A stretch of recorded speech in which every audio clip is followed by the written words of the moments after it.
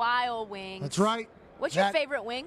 Medium crispy, all drums. I think that is the move. I like it crispy. I don't want it to get a little soggy. I like the drumstick because you can go in on both sides, clean it up with the quickness. Fingers don't get too dirty, and that's what we're here for. What's the sauce about? What kind Medium. of medium?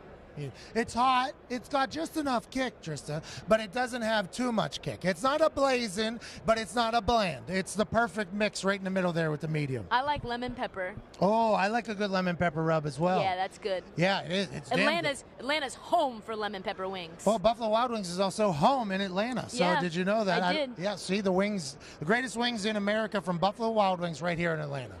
Man.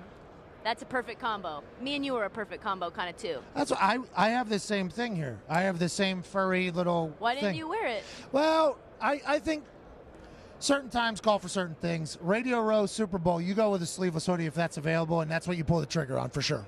If I could do it again, that's what I would do too. Hey, it's cold as hell out there, isn't it? It is. I did not expect it to be this cold down in Atlanta. I should have packed something with sleeves, I think. I did not expect it to be this chilly down here in Southern The whole suitcase was filled with sleeveless items? Tank tops, sleeveless items. This is the only pair of jeans that I had. I had jorts the whole time. I was ready to come down here. Where are you living now? America. I live out there in America.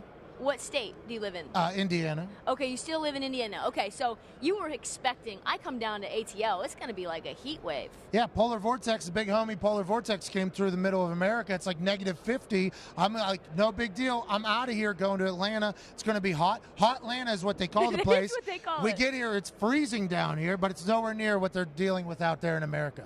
You got an amazing personality. You were one of the first people to say, you know what, I could still play, but I'm going to do this broadcasting, podcasting. Internet. Yeah. Yeah, you. I could see you getting the internet. I said that I'm going to go do the internet. Yeah. Wild decision. My parents were not excited about it, but here we are. We're having a good time with it. I just fell out of love with kicking balls, and I was like, I want to do something I enjoy. I was having a great time off the field with everything I was doing comedy-wise, philanthropy-wise, and I was just really enjoying that. And I'm like, you know what? Let's go ahead and shift the focus to that, Cuzzy, and that's what we've been doing. Cuzzy, how monotonous is punting? It's not. I think every job is monotonous. Everything is repeatable, you know, and punting is a good job. It's a good career. I had a lot of great memories. I was lucky to be in the NFL. Sure. But, I mean, at some point you fall out of love with going on the field when the offense fails. And that's kind of what my job was. It was a calculated turnover. And I kind of fell out of love with that. Why can't you do both? Why can't you be a kicker and a punter? I did that in college. Great research. I did that in college. I did both. No, I mean in general. Why don't they do that on the professional level? Do both. Well, I was going to get there. You were bus tossing me and making me look not very credible in front of our huge fan base on a newspaper that's on the video. And see what you did, and now I have to clap back and reframe my question to be more accurate and clear. I do zero research as well, so this is not just you. This is an internet thing. No. You're not gonna saddle me with this. I just want to let you know that you're not gonna saddle me with. I'm not gonna live it down that I did no research. Well, I did no research. I have notes, but I did. See, I didn't. Okay. So that's the difference. That's why you're USA Today and I am not. But I did that in college. I did both in college. Then I got to the Colts. Adam Vinatieri is their kicker. Greatest of all time. I think the reason why is it's a lot of wear and tear on the knees. We're like pitchers. You got to be on a pitch count, that type of thing. And also it takes a lot of focus to be one of only 32 jobs in the world, which is what kickers and punters are. I think one day somebody will do both. It's been attempted once or twice with great failure rate. Just an injury risk. No, it's just also mentally. If you have a bad punt, then you got to go kick a game winner. It's all mental for kickers, punters, pitchers, golfers. That's what it goes. I see that. I saw that you had some golfers on your Twitter. Let's go. Yeah. See there. Research. Research was done. Who is your favorite? Okay, we had a lot of great people over there. We're doing a charity shootout over at Topgolf here, Midtown Atlanta. Wrangler is putting up the money to raise $10,000 to a celebrity's favorite charity. I just helped you plug something, and I didn't even intend on it. You're a professional. Yeah. You did research. You scrolled through the Twitter, did some research. I appreciate that. That means a lot. Carissa Thompson of Fox Sports is currently in the lead. She dominated everybody else. I think I would dominate her. Are you a golfer? I'm great.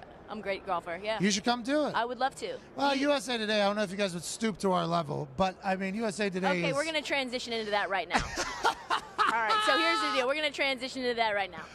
So we had possibly the opportunity, so you're affiliated with Barstool. Used to be, yes. Used to be. Yes. You still have like a loose... Yeah, friends with them. Friends with them, yes. Okay, cool. Just want to make sure we're on the same page here. What were your thoughts that was a page. About... that was a bridge. That was a page. Oh, that was a page turner. Yeah. What was your thoughts about what happened on Monday at Media Night? Loved it. Loved everything about it. I actually texted Dave and said that was the most incredible thing I've ever seen in my entire life. Big, fake-ass mustache with that I Heart Goodell hat. Gets right in the doors. Also hit PFTs in there. I think it's magical. He's on a lifelong joust with Roger Goodell, and he got a point there. I mean, he won a point there and stole the evening, had a blast, and made great content. And that's what the Internet's about.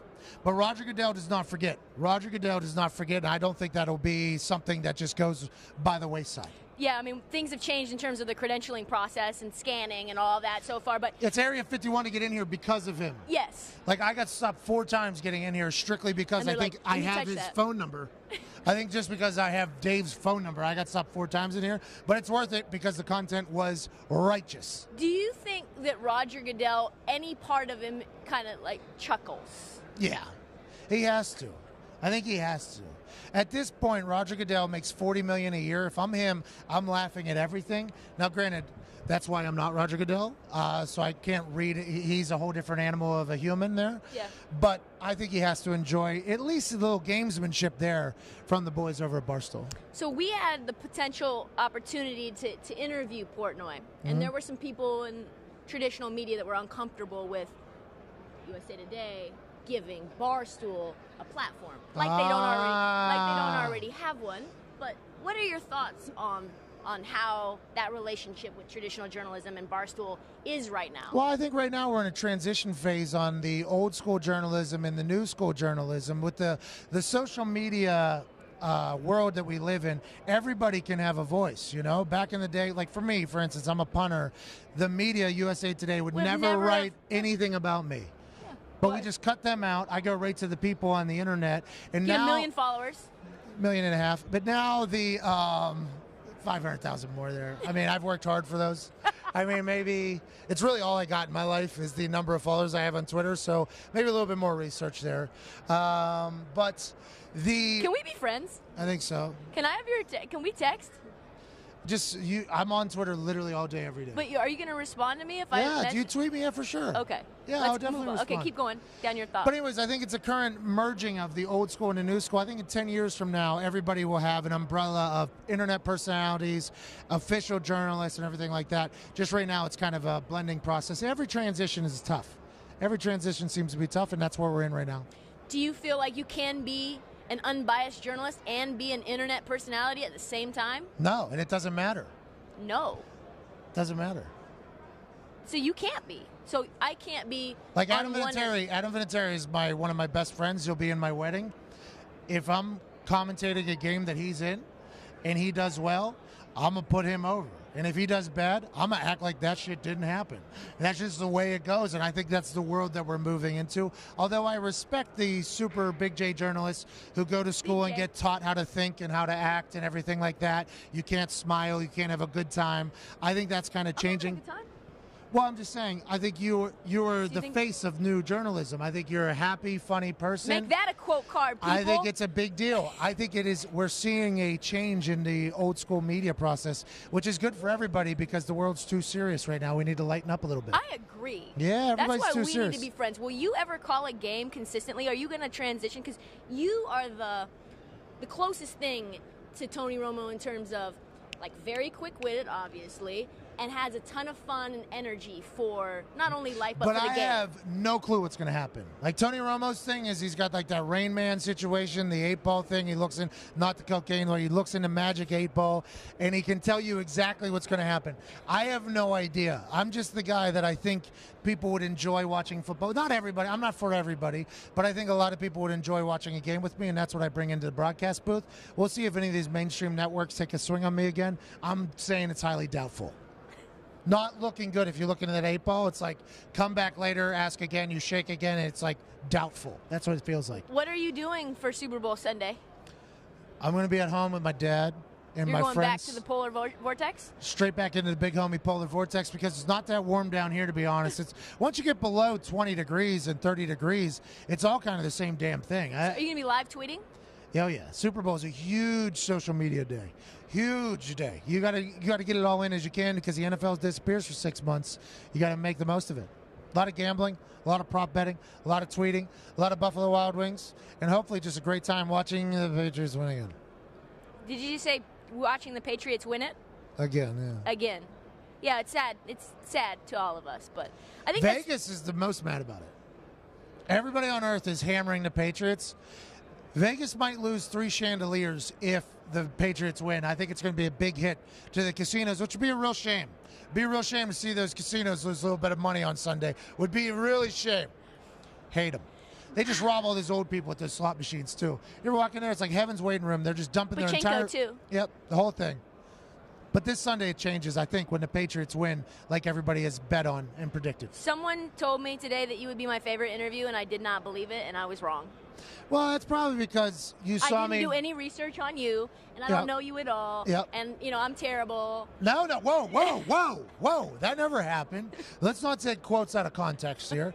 I think that from USA Today, your initial reaction is you should hate everything that I'm about. As a USA Today person, I have a good time. I don't really care much. I'm just here for a mental vacation. Let's enjoy the ride here. USA Today, you guys are really changing the world. I am not. I am just an idiot that just survives on the internet. I just make videos for the internet. Yeah, you're changing the world, though. One video at a time. One video with you at a time, Pat. Thank you so much for joining us on behalf of Buffalo Wild Wings. B-dubs. He's going back to the polar vortex, folks. Tweet at him. And tweet at Buffalo Wild Wings, too. Thanks so much for joining Sports Pulse. Thank you, Pat. What's this called? Sports Pulse. Like a heart. Your heartbeat to what's trending in sports.